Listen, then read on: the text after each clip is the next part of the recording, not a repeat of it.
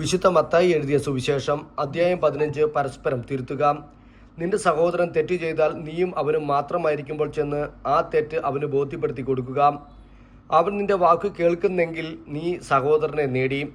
അവൻ നിന്നെ കേൾക്കുന്നില്ലെങ്കിൽ 2-3 സാക്ഷികൾ ഓരോ വാക്കും സ്ഥിരീകരിക്കുന്നതിന് വേണ്ടി 1-2 സാക്ഷികളെ കൂടെ കൂട്ടി നിന്നോടൊത്ത് കൊണ്ടുപോവുക. അവൻ അവരെയും അനുസരിക്കുന്നില്ലെങ്കിൽ സഭയോട് പറയുക. സഭയെപ്പോലും അനുസരിക്കുന്നില്ലെങ്കിൽ അവൻ നിനക്ക് വിജാതിനെ പോലെയും ചുങ്കക്കാരനെ പോലെയും ആയിരിക്കട്ടെ.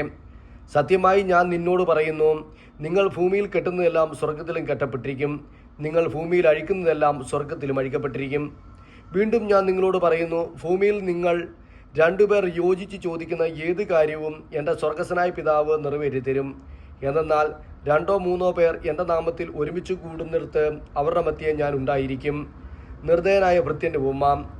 അപ്പോൾ പത്രോസ് മുന്നോട്ട് വന്ന് അവനോട് ചോദിച്ചു, കർത്താവേ, എന്നോട് തെറ്റ് ചെയ്യുന്ന എൻ്റെ സഹോദരനോട് ഞാൻ എത്ര പ്രാവശ്യം ക്ഷമിക്കണം? 7 പ്രാവശ്യമോ?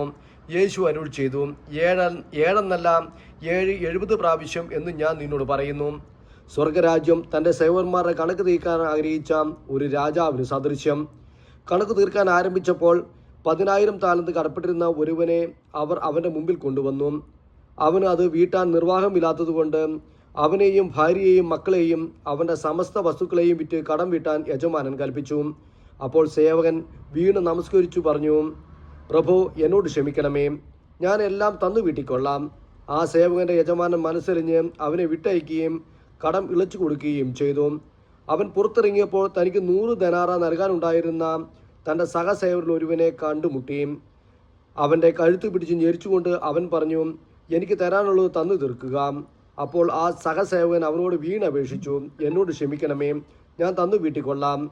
എന്നാൽ അവൻ സമ്മതിച്ചില്ല. കടം വീട്ടുന്നതുവരെ സഹസേവകനെ അവൻ കാരാഗൃഹത്തിലിട്ടു. സംഭവിച്ചതറിഞ്ഞ് മറ്റു സേവകന്മാർ വളരെ സങ്കടപ്പെട്ടു. അവർ ചെന്ന് നടന്നതെല്ലാം യജമാനനെ അറിയിച്ചു.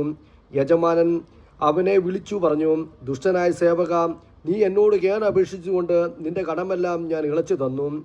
ഞാൻ നിന്നോട് കരുണ കാണിച്ചതുപോലെ നീയും നിന്റെ സേവകനോട് കരുണ കാണിക്കേണ്ടിയിരുന്നില്ലേ?